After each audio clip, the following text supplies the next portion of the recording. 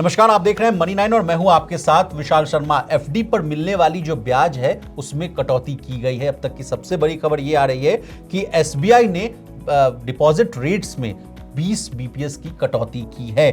444 दिन वाली जो स्कीम थी, एफडी की जो स्कीम थी, 444 दिन में जो मैच्योर होने वाली थी, उस पर आपको पहले जो है रेट जो मिल रहा था वो था 7.05, उसमें 20 बीपीएस की कटौती की गई है। अब आपको यानी जो है रेट कितना मिलेगा, 6.85, यानी आपके लिए तगड़ा झटका है। इस बात का अंदेशा हमें था और इस बात को हम लोगों ने बहुत पहले ही आगाह आपको कर दिया था कि देखिए अभी बहुत अच्छा मौका है, अगर आपके पास पैसा है तो उसको पार्क अगर आप करना चाह रहे हैं, बैंक में एफडी कराना चाह रहे हैं, तो that was the very suitable movement. लेकिन अब देखिए जिस तरह से बैंक्स ने कटौती करने स्टार्ट कर दिया है, ये अब तक की सबसे बड़ी खबर है। इसी पर चर्चा करने के लिए आज हमारे साथ मौजूद हैं हमारे सहयोगी और वरिष्ठ आर्थिक पत्रकार Praveen Sharma sir. Sir, biggest news, सीधे जो चोट है वो मिडिल क्लास पर पड़ता हुआ दिख रहा है, कैसे देख रहे हैं इस खबर को? नहीं, बिल्कुल देखिए, इस बात की आशंका पहले से थी जब आरबीआई ने अप्रैल में दूसरी दफा 25 बीपीएस की कटौती की थी रेपो में। इसके पहले फरवरी में एक चरण में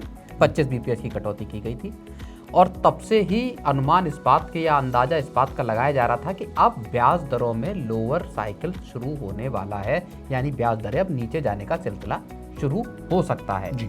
फिर जब अप्रैल में हुई तब साफ हो गया कि अब जो एफडीज पर रेट है वो भी कम होंगे और जो लेंडिंग रेट है यानी जो कर्ज की दरें हैं, दोनों में कटौती होने वाली बिल्कुल तय है। और इसीलिए उस वक्त हमने बार बार अपने जितने भी प्रोग्राम्स हैं उसमें कहा था कि अगर आप एफडी कराना चाहते हैं, चाहे शॉर्ट टर्म की, मीडियम टर्म की या लॉन्ग टर्म की, तो ये एक अच्छा मौका है जब आप ऊंचे रेट्स पर एफडी को लॉक कर सकते हैं। क्योंकि एफडी में एक बार आप जिस रेट पे लॉक कर लेते हैं फिर वो आपको पूरे टेन्योर में आपको वही रेट मिलता है जी जी। अब जो एसबीआई जो कि देश का सबसे बड़ा बैंक है, उसने जो 20 बीपीएस का एफडी में रेट कट किया है और वो अक्रॉस दी मैच्योरिटी की जो जितने भी एफडीज होंगे उस पर किया है। इसका मतलब ये है कि अब अगर आप एफडी कराने जाएंगे तो आपको 20 बीपीएस का ब्याज कम मिलेगा और अगर आप पूरे टेन्योर में इसको नापेंगे तो ये अच्छा खासा अमाउंट आपके जो कॉर्पस जो आपको मिलता फाइनल अमाउंट उसमें कटौती करता हुआ दिखाई देगा।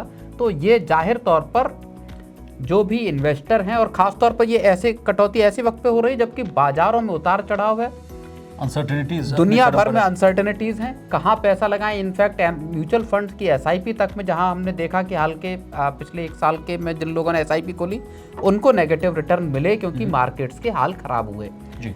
तो ये एक अहम मौका है, जबकि लोगों को अब एफडी पर भी रेट घटता हुआ दिखाई देगा और आगे आने वाले वक्त में, क्योंकि इस बात की लगातार उम्मीदें बनी हुई हैं कि रेट कट आरबीआई अगले कई चरणों में करेगा और उसकी वजह एक ये भी है कि महंगाई दर लगातार नीचे आई है 3.16 बिल्कुल, तो वो उसका असर फिर ब्याज दरों पर और ज्यादा पड़ेगा। तो अभी भी अगर आप करा रहे हैं तब भी आपको फायदा है क्योंकि आगे जाकर एफडीज के रेट और कम हो सकते हैं। जी सर, जैसा कि आपने कहा कि आगे भी जो है एमपीसी की जो बैठक होगी उसमें कहा जा रहा है कि 0.75 बीपीएस तक की कटौती जो है रेपो रेट में हो सकती है। आज की भी ताज़ा खबर है, कहा जा रहा है कि 4 से 6 जून के बीच में जो नेक्स्ट एमपीसी की जो बैठक होने वाली है सर, उसमें आम आदमी को राहत देने की बात की जा रही है।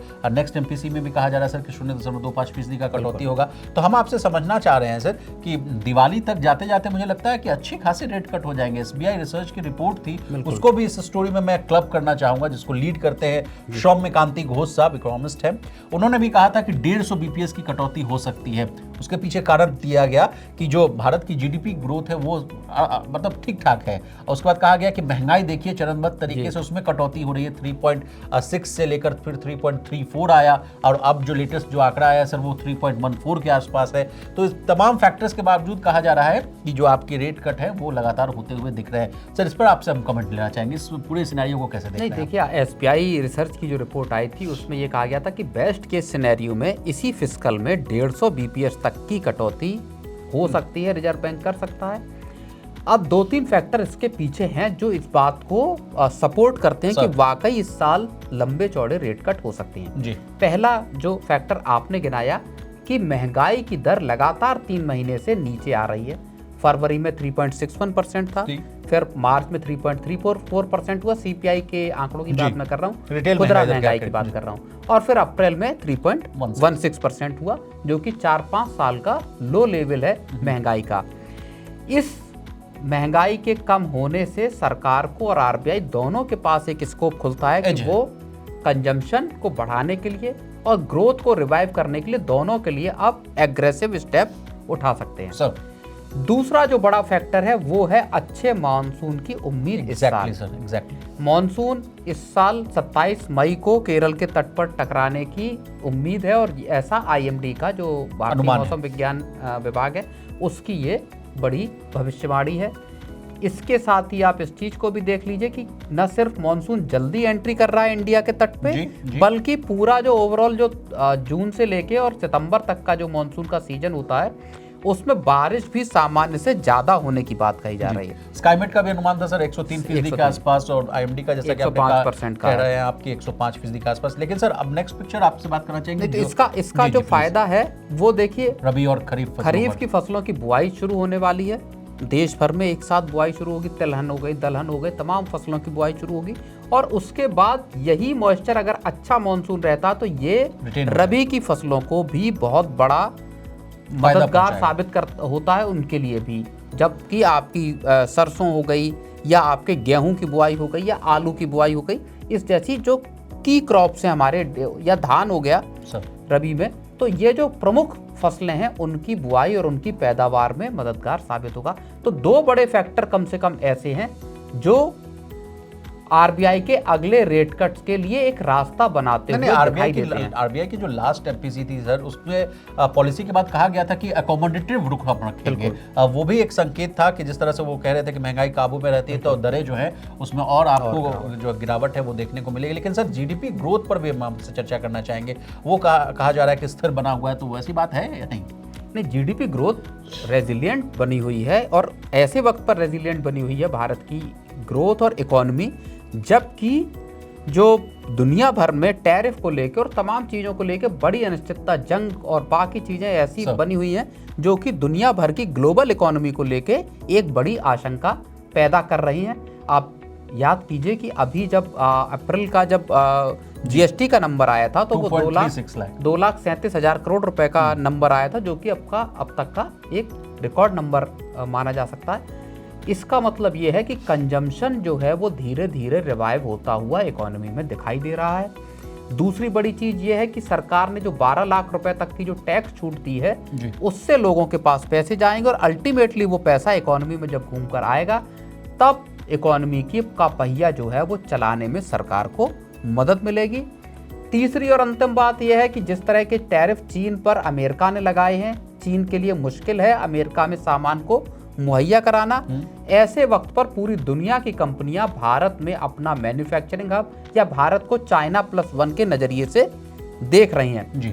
इसका फायदा पूरे भारत के एक्सपोर्ट को और पूरी इकोनॉमी को जी हो सकता है। तो ये 2-3 बड़े फैक्टर ऐसे हैं जो कि ये बताते हैं कि इकोनॉमी की रफ्तार 6.5% के आसपास भी अगर रहती है तब भी वो दुनिया की सबसे तेज बढ़ने वाली बड़ी इकोनॉमीज में शामिल रहे। ये भी कहा जा रहा है कि सर कि फास्टेस्ट ग्रोइंग इकोनॉमी के साथ साथ अब चौथे पायदान पर भारत पहुंचता हुआ दिख सकता है सर। लेकिन सर अब एक लास्ट सवाल आपसे पूछते हैं, जब भी रेट कट की बात होती है तो उसके 2 आयाम होते हैं, गुड न्यूज़ होता है, एक बैड न्यूज़।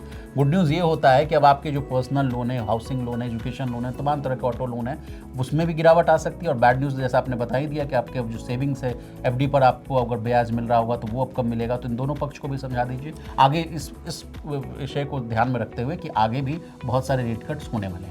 नहीं, बिल्कुल देखिए, एफडी के रेट्स जब ब्याज दरों का साइकिल अब नीचे की तरफ जा रहा है, ये बात आप मान कर चलिए, और पूरे इस फिस्कल में अच्छी खासी कटौती होगी जैसी कि हम बात कर रहे थे। अब इसका सीधा मतलब यही है कि आपको जो भी एफडीज हैं, जो भी फिक्स डिपॉजिट हैं, वहाँ पे बैंक आपको ज़्यादा ब्याज नहीं दे पाएंगे। वजह उसकी ये है कि बैंक के जो लैंडिंग रेट्स हैं यानी जो उधारी की दरें हैं और जो बैंक आपको जमा पे दरें देता है, उन दोनों के बीच में एक गैप होता है। वहाँ से एक मार्जिन बैंक निकाल कर चलते हैं जो कि उनका नेट इंटरेस्ट मार्जिन कहलाता है। तो अब वहाँ पे उनको अगर कमाई करनी है तो जाहिर तौर पर लैंडिंग रेट थोड़े ऊंचे रखने पड़ेंगे, और लैंडिंग रेट्स में ऑलरेडी कटौती होना शुरू हो गई है। जब ब्याज दरें नीचे आएंगी तो कर्ज की दरें भी सस्ती होंगी, वहाँ आपको बड़ा फायदा। अब जो लोग घर खरीदना चाहते हैं, कार खरीदना चाहते हैं या दूसरे लोन लेना चाहते हैं, चाहे गोल्ड लोन हो या दूसरे लोन हो, वहाँ लोगों को फायदा होगा, उनको उनकी ईएमआईज कम होंगी, आपकी जेब में ज़्यादा पैसा बचेगा। चलिए प्रवीण सर, आपका बहुत शुक्रिया, आपने अपना कीमती समय निकाला और इस विषय को बहुत ही आसान भाषा में विस्तार से समझाने की कोशिश की। तो इसी तरह देश, दुनिया और बिजनेस जगत से जुड़ी तमाम ताजा तरीन खबरों के लिए बने रहिए हमारे साथ और देखते रहिए मनी।